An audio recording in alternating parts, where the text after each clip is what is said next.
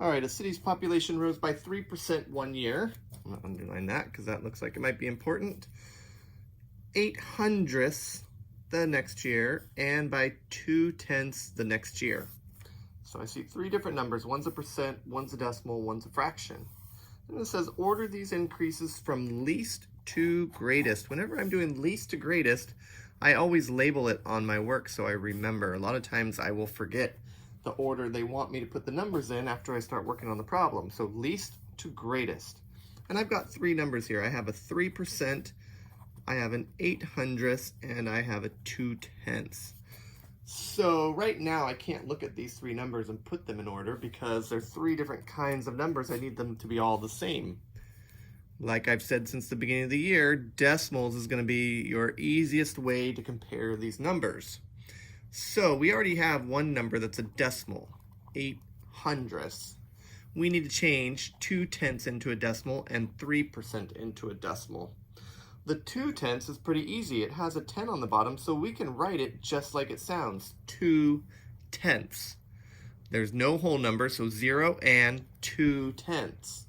And then 3%, I can't go right to a decimal, but I do remember that percents are fractions with 100 on the bottom. So 3% is really 3 over 100.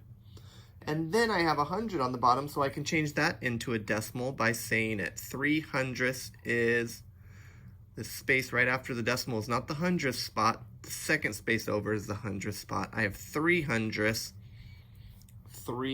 So now I have all three numbers written in decimal form. I'm almost there. Don't give up. Remember to line up the numbers by decimal. So I have three numbers. I put three decimals. None of them have whole numbers. I have 3/100, I have 8/100, and I have 2/10. And then remember to put placeholders to fill in those extra spaces there. Look at your numbers.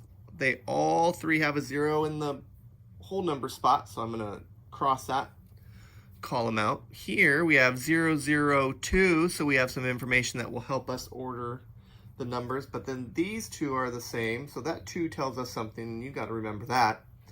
And then in the 100th spot of these two numbers, that gives you information about which number is bigger and smaller. So go ahead, order these numbers from least to greatest using this information. All right, good job. We'll see you on the next one.